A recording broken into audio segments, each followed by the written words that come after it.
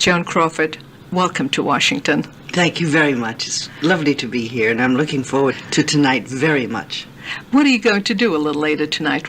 Well, they have clips from 5 of my films, and we discuss after each clip. Then Richard Coe interviews me, and we discuss things that might have happened during the filming of them, if I can remember some of them. Richard Coe being, of course, an outstanding critic here in Washington. He sure is. You haven't mentioned this, but I'd like to. The American Film Institute told me earlier that you have donated 9 of your films that you owned the rights to, that you gave them these films. Yes, I did. You see, unfortunately, we never could buy any of our films at Metro. So I bought films from Columbia and Warner Brothers. So I gave them all I had. Now, for the next several days, the American Film Institute is having a tribute to Joan Crawford, and they're going to show several of your films. Well, unfortunately, Dancing Lady will not appear tonight because it's not going to be here in time. Where it's being shipped from, I don't know, but instead they're using a Hollywood Review and Possessed, Woman's Face, Johnny Guitar, I've forgotten. And Sudden Fear? Sudden Fear, yes, thank you. I know because I've received the brochure from being a member, of course, at the American Film Your Institute. mouth opened when I told you that Dancing Lady wasn't going to be shown tonight. You went, ah. I remember an especially tremendous vitality in that film that you had, that Clark Gable had. Yes, we worked very well together. Now, I know you've been asked this question time and again, but which of your films, you've done some 80-odd films, which 3 or 4 would you say that you have liked, that you liked the best? Naturally, Mildred Pierce, because I was lucky enough to win the award, but the first Possessed was with Gable. I adored that film. And the second Possessed at Warner Brothers was done with Ray Massey and Van Heflin. I think that's one of my best performances. I was nominated for that. And I loved doing Humoresque with Johnny Garfield. I adored that. And I loved Gorgeous Hussy with Jimmy Stewart and Lionel Barrymore and Robert Taylor, and beautiful cast. It goes on and on and on. Did you have fun doing some of them? All of them? I had fun doing all of them. I just loved movies. I'm stage struck. Did you yourself go to the movies a great deal? Oh, as we showed did? 2 every Saturday night and 2 every Sunday night in my home. The film you made most recently is Trog. It hasn't opened in Washington as yet, and so I haven't had an opportunity to see it. Would you tell us a little bit about it? Well, you know, the picture itself got mediocre reviews, and it was double billed with a big horror picture, Dracula Strikes Back or Dracula's Blood or something. And unfortunately, everyone thought Trog was a horror film. It was my first science fiction, and I took it because I'd never done a science fiction story before, and I loved doing it. And I was just sick about the reviews and the way it was just kind of shuffled off, but I'm still glad I made it. It was fun, it was an experience, and I learned a great deal. You did that picture in Britain, I believe. Yes, it was my third. In Britain? Mm-hmm. Do you like doing films overseas when the locale calls for it? Yes, the hours were just horrendous on Trog because contractually, when they sign you for a location picture, they can work you. You get up at 3:45 in the morning, they can work you until the light goes, which is 8 o'clock at night. And then you have a 2-hour drive home, and it's a pretty long day. But the regular pictures done in the studios over there are a delight. The lights go out at 5:30 every afternoon, and you go home at a decent hour. Then I take it perhaps that though we hear a great deal about runaway productions and the harm they are doing to Hollywood, when there's a reason for films being done overseas, when it calls for location shooting, you think that that is a good thing? Well, I'm very much against the runaway films, really, because I think Hollywood needs every bit of help from every person who's ever thought of being in it or wants to be in it or has been in it. And the industry needs all the help it can get. I know that a great many of the male stars have done nothing but overseas pictures for years because it's cheaper. And of course, on the budget pictures, such as $500,000, on the Edie plan, I'm sure you know what that is. Yes. The government puts up half the money. Yes. And that's the way you can do a low-budget picture. And you can't do that in the States. There's nobody that puts up half the money. But that's why they do it. But I am very much in sympathy with the people in Hollywood who resent the runaway productions. I do too, as a matter of fact. The old studio system that they had in Hollywood, how do you feel about that? When they had young actors, actresses, and they were being trained in dancing, diction, do you think that that was a very good thing for them, or being under contract to one studio for some time, do you think in another way to offset the good features? Well, I never took any dancing lessons nor voice lessons. I know they Nathan? had. No, I did. I paid for my own singing lessons. Never had time for the dancing lessons, but they did have coaches there, and they had a wonderful lady there called Gertrude Fogler, who helped me, and I know that Hepburn went to her constantly, Katharine Hepburn, to read poetry. I read somewhere that George Cukor had been really helpful when you did the film, The Women, as a director. Is that right? He's helpful to all of us. He was, and there were quite a lot of women in that show. There certainly were. But he was extremely helpful to me in Woman's Face, because it was a very difficult role, and I had begun to do a little more comedy and everything, and then went into the drama of that. And he was just great. He's always been great to me, and incidentally, he's one of my dearest and closest friends. There are so many ingredients that go into the making of a good film, that go into the making of any film. The story, the casting, the director. Which of these do you think are most important, or are all equally You couldn't make a important? loaf of bread without all the ingredients, could you? They're all equally important. No one man has ever done anything alone. Not in films, certainly. No. One of your films, Miss Crawford, didn't receive, well, it received pretty bad reviews, I'm afraid, at the time that it came out. And I understand that you yourself didn't like it very much. It was called Rain, the Sadie Thompson. It isn't that I disliked it.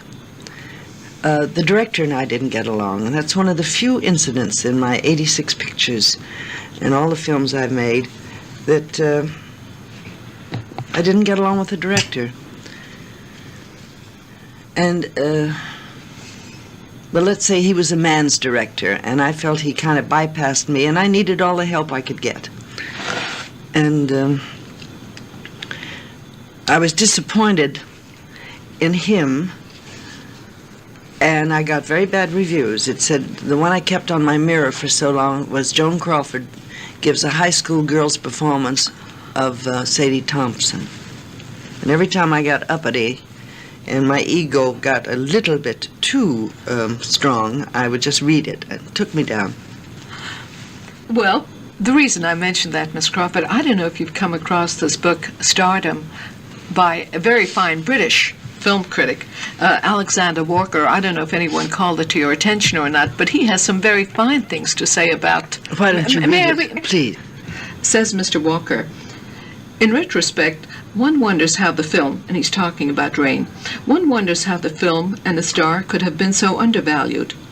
Both must have been ahead of their time.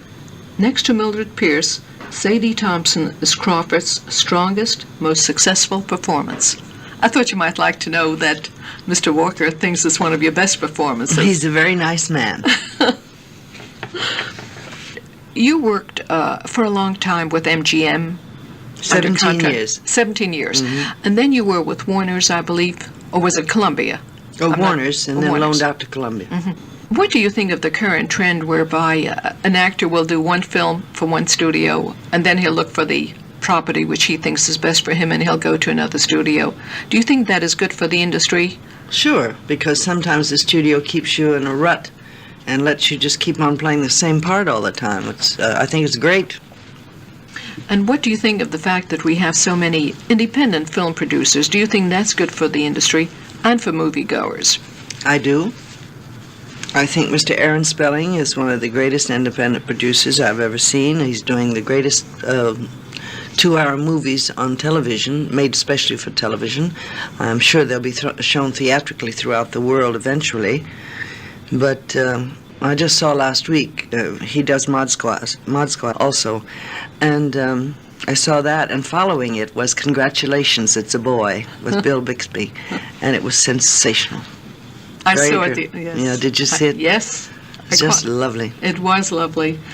It's nice to hear that you like television, that you find things in it that you can find moving too. I found it very. They haven't started putting moving. nudity on television yet. Maybe that's why I enjoy it. Well, I was going to ask you how you feel about nudity. I know things were very suggestive in the 30s and 40s, very glamorous and seductive, without all that nudity. We didn't need it. I don't think we need it now. I've talked to a great many of the kids today, the teenagers and younger, and they seem to think they've had it. You think this trend may be just about over and done with? I came across an item the other day. I was in New York. Apparently, they were showing Dancing Lady, and you were sitting in the back, very quietly, watching it with the audience. The theater manager had recognized you, of course, and when it was over, he announced to the audience that you were in the back. Not true? Not true? I went in as the picture was still going on, and my last dance number with Fred Astaire, sneaked in and sat right down. One young man stood up and gave me his seat on the aisle. Nobody announced me, and a buzz went through that audience like you've never seen and heard in your life, and suddenly they all stood up as one body, still with the picture going on, and I didn't know whether to say thank you for me or cut the picture off or do what, but I was so grateful. And they started to applaud and yell, brava, brava, brava, and there wasn't a person in that room over 23 and a half, and then the house lights went on. I walked down the aisle with tears streaming down my face. I was just completely unashamed. I was so touched. Well, then let me ask you, is this part of the story correct then, that you... The fan letter was written in the Times. And that you picked up your skirt just a little and showed your legs, which were as trim and shapely as ever? I did that outside the theater when I put my hands in the cement and showed them my hot pants and my legs. Not in the theater. I was too emotional in there. Does something like this make you nostalgic for the past? Not at all. I never live in the past. I never think about yesterday. That's over.